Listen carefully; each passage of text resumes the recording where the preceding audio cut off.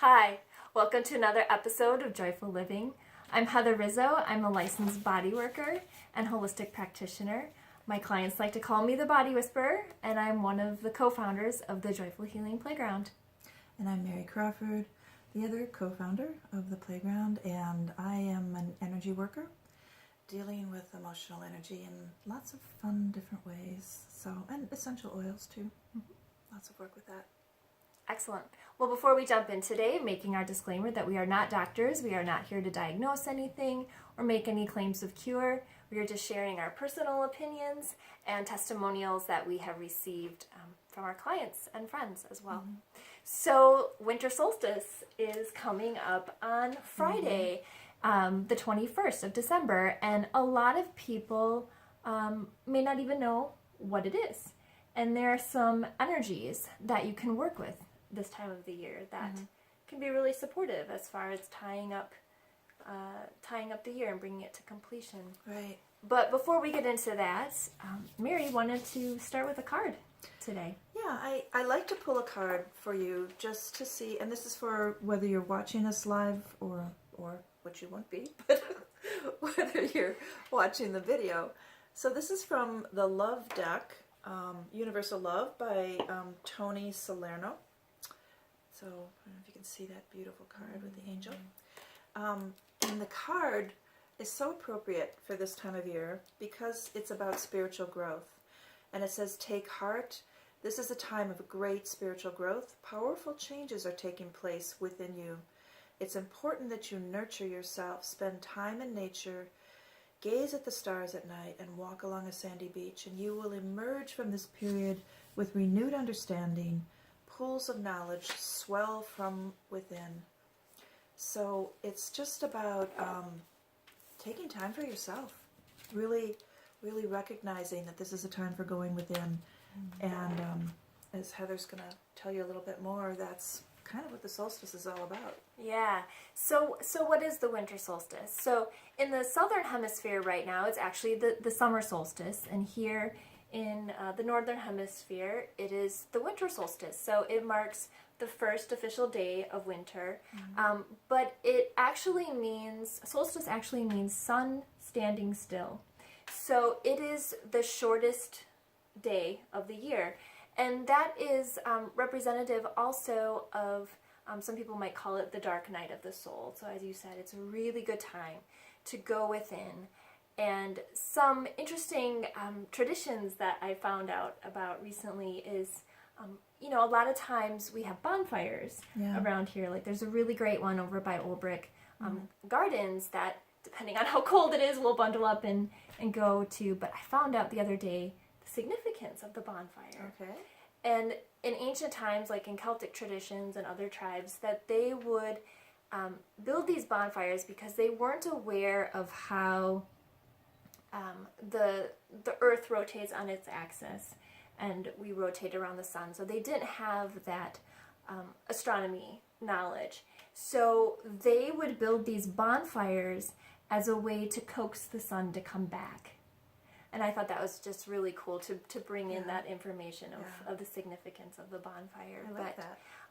But there's some really interesting things specifically about this solstice that I'll let you share, and then I'll share a little bit about how I honor solstice. Well, solstice always happens, of course, at the later part of December, and it kind of lasts through a couple of weeks, days before and days after, but anyway, a couple of weeks.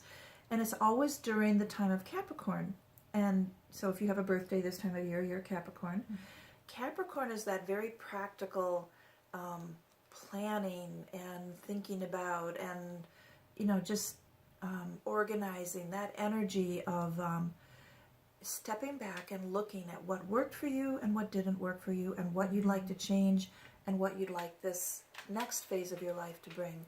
So if you couple that Capricorn energy from every solstice with the fact that this whole past year has been about endings as we go into 2019 for new beginnings, more so than ever in our history anyway that we know about, it's really about closure and endings and really going inside and looking at what did work for you in this life so far, and what would you like to change? And there may be many things ending for you, relationships and jobs and family members, and people you care about may have transitioned, pets may have transitioned. It's a lot of endings going on, but that's all good, because it's all part of what else comes next, what's possible for you now. So looking ahead to that, in addition to this really powerful solstice that we have right now, we also have a full moon the day after, on the 22nd. And this full moon is ruled by Cancer. And Cancer is the sign of love and emotion. So you may be feeling a lot of emotion. You may be feeling a lot of things shifting for you, and you may just want to go into your cave and hide. And that's all good too, because that's kind of what the solstice is about. It's about really going within yourself. And it's also a time of being close with family and friends. It's not a time of really having to put yourself out there and, do things that you don't really feel like doing. You really want to honor your body and pay attention to what your soul and your body are asking for. And oftentimes that's just going within and just being with close family, close friends, or being with yourself. So, Capricorn, the full moon.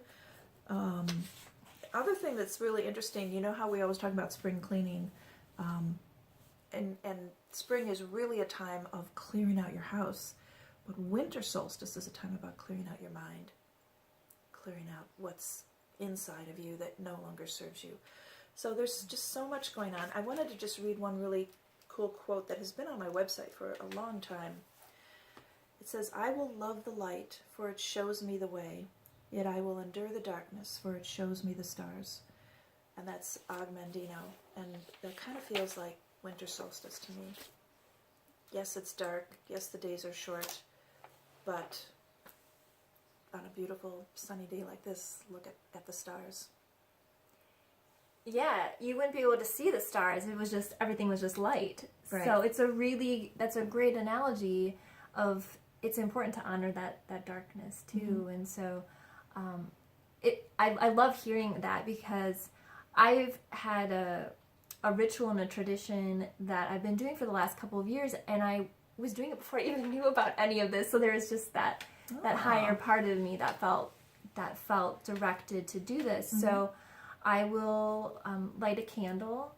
I will get out some paper that I really love, and pen. I love details, so that is important to me, and it tells my brain that this is something special. This is sacred time. And I'll get out my frankincense and my myrrh, which is the oil of frankincense is the oil of truth. I also feel it has a lot of that father energy to it, and then myrrh is the oil of Mother Earth. It is that mother energy, so bringing in that balance of the masculine and feminine. And I'll just put a couple of drops on me, and just to again open up my mind and my heart and my energy, because what I do is I sit down and I write out what was supportive to me and what was not supportive to me, and it helps me to start build my vision for the next year. And this year I decided to do something different. I have been doing this for myself for a really long time. I don't like to set New Year's resolutions. I set intentions of what I want to experience and create for the new year. Perfect. This year, I love that. I've invited my husband to join me in writing out our vision for us as a couple of what we want to experience and create. And we're actually going to enroll our 7.5-year-old to build the vision for our family. Wow. And it's one thing. There's all this research too about writing down what it is that you want to create.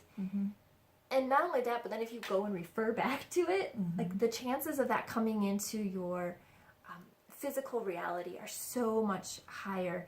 And I've journaled them, and I would refer to them now and again, but this year I'm going to try something different. I'm going to have my personal intentions in my next to my bedstand, as well as the ones for my marriage. And our family ones are going up on our refrigerator. So every time we go into the refrigerator, we are looking at and remembering what it is that we want to create and experience for the new year. Oh, I love that. So this starts the evening of solstice. I really try to block this time off, because then get into Christmas, which is about everybody else. And this is a time for me to really go within and say, what am I needing to be my best self, to be there for my loved ones? Yeah, I love it. Yeah.